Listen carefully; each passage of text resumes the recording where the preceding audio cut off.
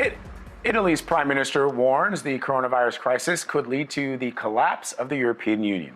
Giuseppe Conte weighed in on the pandemic in a rare interview with our partners at BBC News. He's pushing for a coordinated response from the EU that would allow countries to share the economic debt. This comes as confirmed coronavirus cases and deaths finally begin to fall in Italy.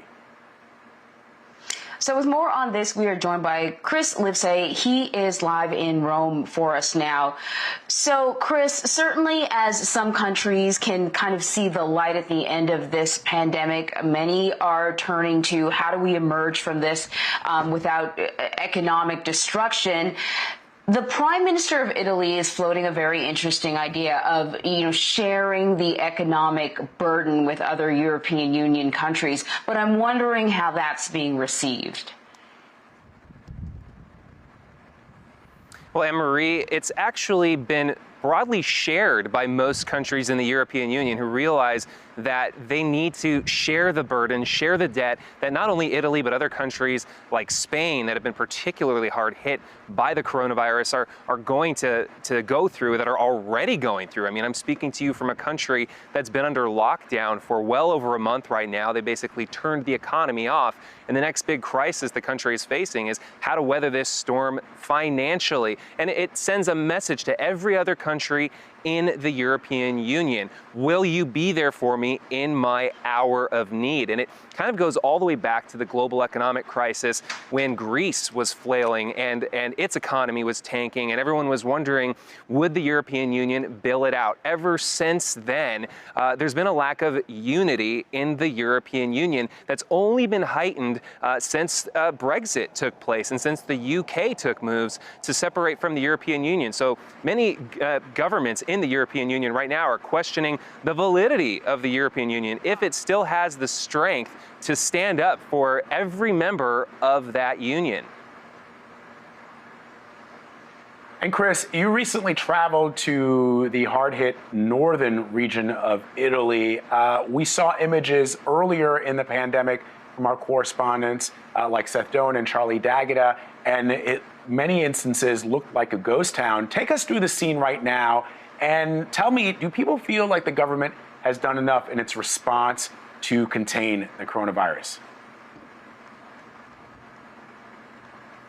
Well, Vlad, northern Italy is really the epicenter of the outbreak in Italy, which you'll know has the highest death rate anywhere in the world right now. So we went to the hardest hit area in the hardest hit country in the world. And the reality is they cannot bury the bodies fast enough. People are dying so quickly that the military has had to intervene. We went to a warehouse that until recently used to house road work equipment. They've had to take out those road signs, bulldozers, in order to make room for all of the bodies that are piling up inside. And this is just a regular warehouse. It's not refrigerated. It's not a morgue. And the spring months are coming up. So the military is having to deal with what to do with human remains. I mean, it's extremely sad to witness, but this is the reality on the ground. Churches have also become makeshift morgues. However, they do say that it's getting better. The rate of death and the rate of contagion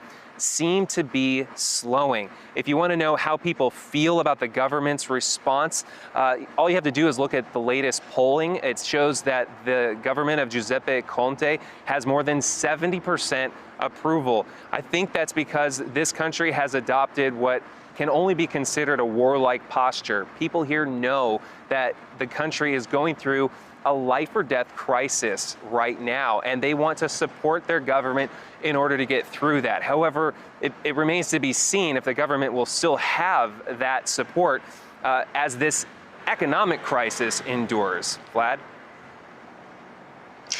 So, Chris, back to that interview with the BBC that Prime Minister Conte did. Russia is one of a number of countries donating important supplies to Italy. And the Prime Minister was asked whether or not those supplies came with conditions. His response was the mere insinuation offends him deeply. Now, we know that at times Russia has been accused, more than just at times, has been accused of not being transparent. There have been some questions as to whether or not they're accurately reporting the pandemic within Russia, within the country of Russia. I'm wondering why it's so significant the way the prime minister responded to that question. Well, the prime minister responded the way he did because he himself has been accused of being subject to Russian meddling. He's close to a party that is considered to be a populist party, and several populist parties in this country have long-standing ties with Russia and have been accused of even taking money from Russia for their own political interests in the past. So the prime minister's tone was seen as being defensive of that. And it's important to remember that Russia has a long-standing record of being a beneficiary of any time the European Union suffers from a crisis of confidence and starts to lose that U in the EU, the union of the European Union, especially as the European Union grows and moves into Eastern European countries that are traditionally part of Russia's sphere of influence. Anne-Marie? Sorry, Anne-Marie, I just wanted to ask Chris about new reports that the coronavirus outbreak in New York may not have originated in Asia, but perhaps Europe. What are you hearing about that, Chris?